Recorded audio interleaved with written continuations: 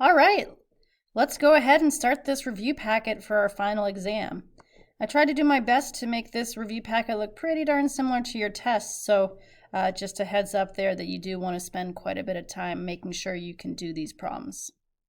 Number 1, Cole's phone number starts with a 509. Find the probability you guess the rest of his phone number correct. All right, so we know that a phone number looks like what? 509, something, something, something, and then do. So 3 numbers and then another one. Well, how many numbers are there? Well, we've got 0, 1, 2, 3, 4, 5, 6, 7, 8, and 9. If you take a second to count those, that's 1, 2, 3, 4, 5, 6, 7, 8, 9, 10. So here, this is kind of the counting principle, if you will. For the first slot, we actually have 10 choices. So we kind of, I'm not even going to write this 509 anymore, right? Because we've got 10 options. And numbers can repeat. And so we also have 10 options here. We have 10 options here. And then we've got 10 options here, 10 here, 10 here, and 10 here. So if we multiply all that up, that's a lot of 10s. Looks like we have 7 zeros. So this is going to be equal to 1, 2, 3, 4, 5, 6, 7. 1, 2, 3. There we go. And this is what's the probability you get the rest of his phone number correct? Well, there's only one number out of all those possibilities that are his. So it's going to be 1 over that 10 million. Okay, number 2 was a problem that a lot of people struggled with on the exam, although maybe 50% of the class got it right. So some did. Here we go. 20 cards are numbered 1 through 20. The cards are shuffled and 3 cards are drawn. You win $50 if only one odd card is drawn. What's the probability of winning? This hint will not be on the test, but I think this hint is a big time helper to tell you what you need to do.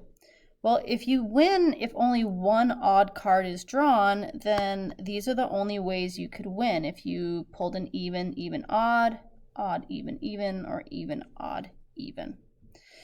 Well, if you go ahead and look at the numbers 1 through 20, you could write it out if you want, but half are even, or 10 of them are even, and half are odd, and that makes sense.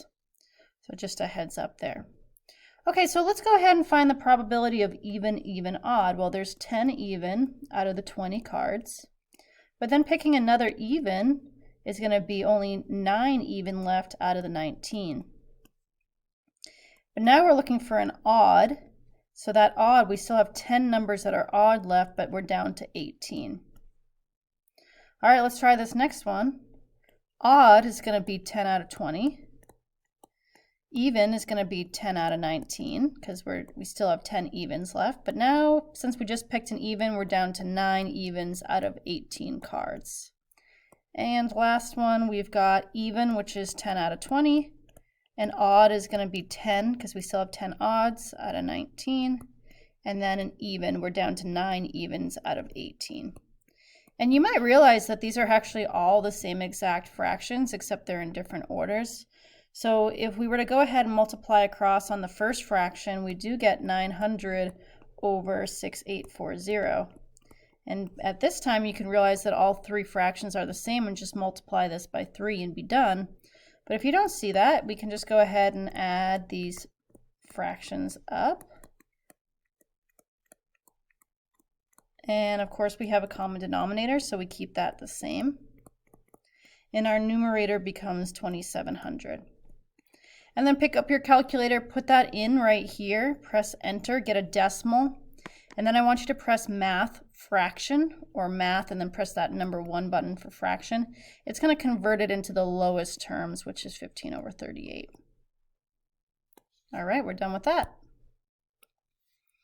All right, you're heading to a play. Fun! There are 4 sets of couples going together. There are 8 seats at the play. If couples are seated together, how many different seating arrangements are there? 1, 2, 3, 4, 5, 6, 7, 8. All right, so how many options for the first seat? Well, there's 8 options, but as soon as you pick that person, you only have one person that can sit the next spot because they have to sit with their couple. So you've already chosen 2 people to sit down, so now we're down to 6 people. And once you've chosen that person, their couple has to sit there. Okay, and then once we've chosen those 2 people right there and the 2 people for the first 2 seats, we're down to only 4 people. Once we've chosen that person for that seat, we know that their couple has to sit next to them, that person. Now we're down to only 2 people and then 1 person, their remaining couple has to be there. So multiplying across, I get 384, and that's it. That's our answer, 384. All right, on question number 4, we're going to have to use these numbers quite a bit, so you might want to maybe star this problem and say, okay, I need to go back to this information quite a bit. So Eddie basically has 15 $100 bills, and he's got 7 $20 bills. Without replacement, what's the probability that you pick out 2 $20 bills in a row? Well, 15 plus 7 gives you 22, so we've got 22 bills in his pocket. And what's the probability of picking out a $20 bill first? Well, that would be, there's 7 $20 bills. But it's asking for 2 in a row, so by the time you pick out the first $20 bill, you're actually down to 6 now in your pocket out of 21 total bills in your pocket. Multiplying across, I get 42 out of 462. I put that in my calculator, press enter, get a decimal, and then I press math, then fraction, and I get 1 out of 11. All right, part B here. When picking $2 bills out, what's the probability of picking out at least one $100 bill? Well, that's going to be 1 minus the probability of not picking a $100 bill.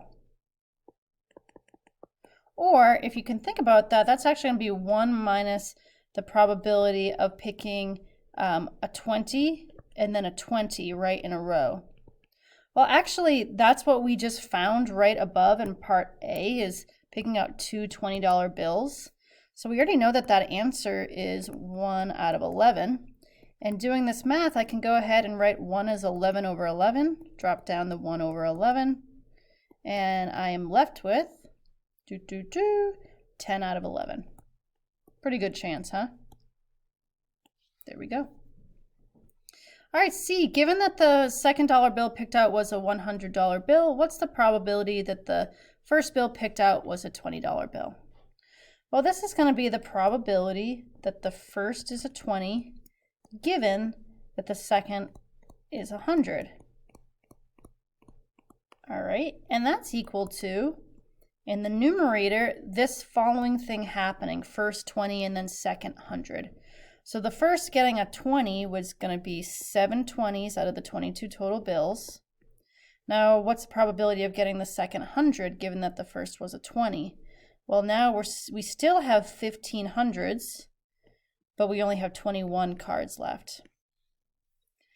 Now, the denominator is going to be the probability of just the second being 100. Well, that's 100, 100. That's one way you could have a second be 100. But you could also get a $20 bill and then 100, and that is also a second bill being 100. So that's going to be 100, 100 is going to be 15 over 22. But then getting another 100 is a 14 out of 21 because we're down 1 on both. And then we're going to add this because we're adding the probability of both. Probability of getting a 20 is, of course, 7 out of 22, but then getting 100 is going to be 15 out of 21. Now we multiply both the numerator and the denominator by 22 over 21, 22 over 21, and that basically cancels all of these. All right, so I'm just going to leave space and get rid of that. So that leaves me with 7 times 15 over 15 times 14 plus 7 times 15. And that's going to be equal to 105 over 315. Put that in your calculator, press math frac, and you do get 1/3. Now there is an easier way to do this. I'm going to put this off to the side. Given that the second dollar bill picked out was a $100 bill, what's the probability that the first picked out was a $20 bill? Well, you can think about this, and I'm not sure it's super mathematically sound, but it does tend to work every time. You're basically saying, okay, if you've picked out the second dollar bill, then that means that you're down 1, right? You don't have 22, you have 21. And then you've picked out the second dollar bill was a 100, but you're still left with 7 20s. And that's your first $20 bill. So that does reduce to 1/3. That was something that Oliver came up with a few years ago, and it's not my favorite method, but it's certainly fast, and I have some skepticism over it, but it does work every time. All right, so let's go ahead and try number D, letter D, I suppose. Let H be the number of $100 bills picked after picking twice. Create a probability distribution table for H, and you don't need to reduce your fractions. And if you want, you can leave it as a decimal as well. That doesn't bother me. Okay, so what could you do in terms of getting $100 bills if you pick twice, right? We're picking twice. Well, you could pick 0, you could pick 1, and you could pick 2. Well, what's the probability of picking 0 hundreds? Well, that would be a 20 and then a 20. That actually was already done for us in 4A. But if you want to know what that is again, that would be 7 20s out of the 22 bills. And then to pick another 20, you would have 6 out of 21. So that would be equal to 42 over 462, which is 1/11. And again, you could get that as a decimal. But getting 0 100 bills is the same thing as getting a 20 and then a 20. Here, getting $200 bills is getting 100 and then getting 100. So that's going to be 15 out of 22, and then getting another 100 would be 14 out of 21. And that gives you 210 over 462, which is 5/11. And again, you could get a decimal for that. Now this one here, you could do 100 and then a 20 plus a 20 and then 100. You could get that math if you'd like. I don't like that way. I like to just be lazy and do 1 minus the 1/11th plus 5/11ths. Right, we know that these should all add up to 1. Again, if you want to do decimal, you can, but I'm not going to. This is going to be 1 minus 6/11ths, which is going to be 11/11ths minus 6/11ths gives me 5/11ths. All right, kind of cool that these match in terms of probabilities. So you've got your 1/11th, your 5/11ths, and your 5/11ths. All right, number 5. In any given year, the probability that Manson gets a new student from Chelan is 22%. What's the probability that Manson gets a student from Chelan in the next 3 years? Well, pretty good probability, but let's go ahead and do it out. If we're talking about what's the probability Manson gets a student from Chelan in the next 3 years, we're really saying what's the probability they get at least one student in the next 3 years, which should be the indicator to use the 1 minus probability of not formula.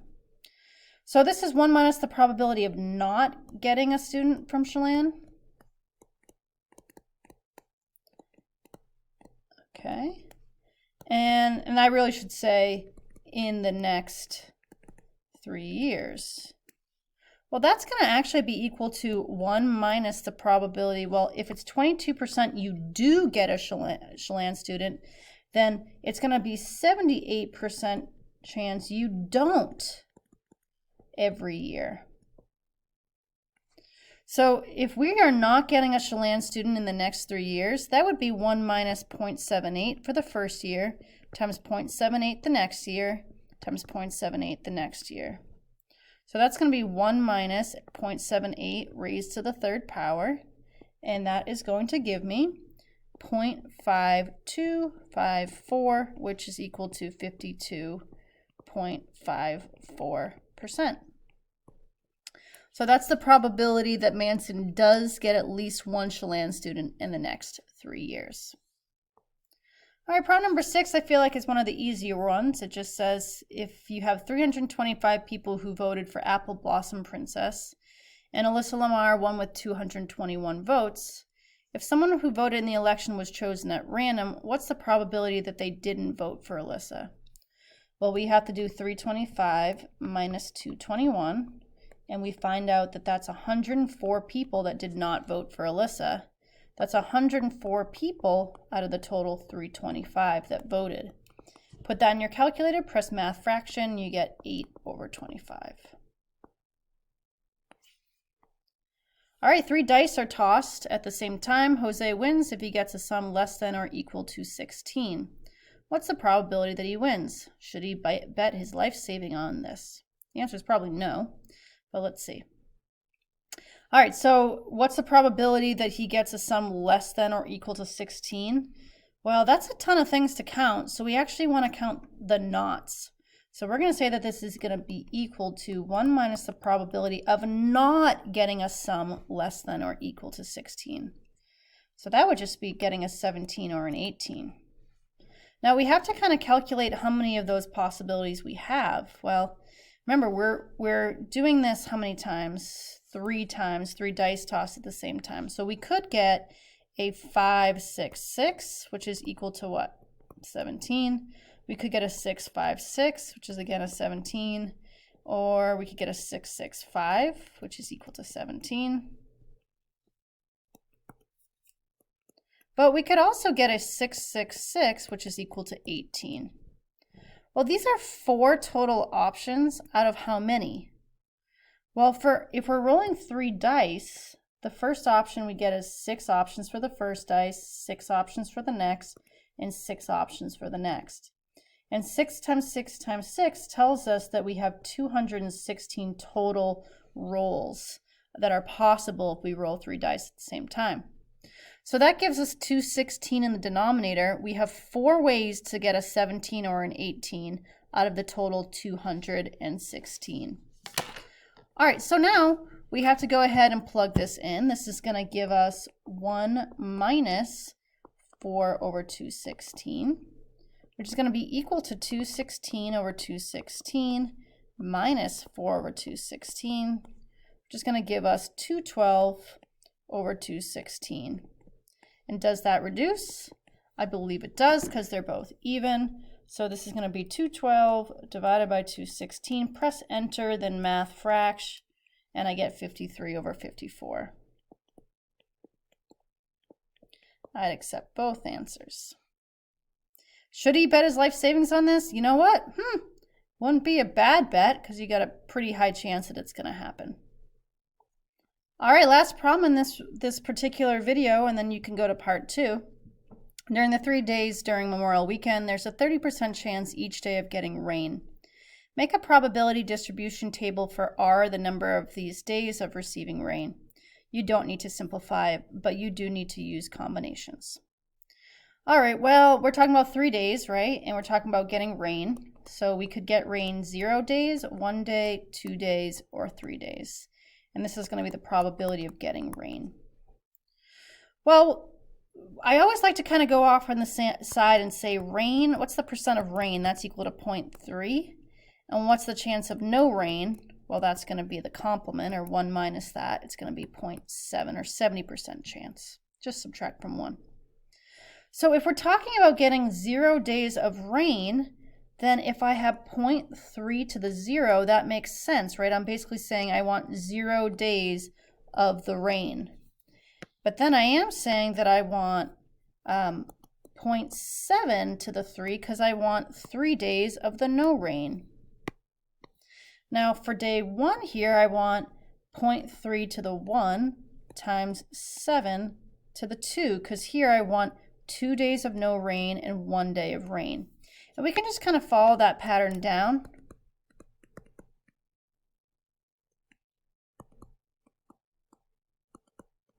All right, and if you recall, we're not quite done yet. We have to deal with combinations because remember, if we're talking about 2 days of rain, it could be rain, rain, no rain. It could be no rain here, rain, and then rain. It could be rain, no rain, rain, etc. Right? So we've got to kind of keep that in mind.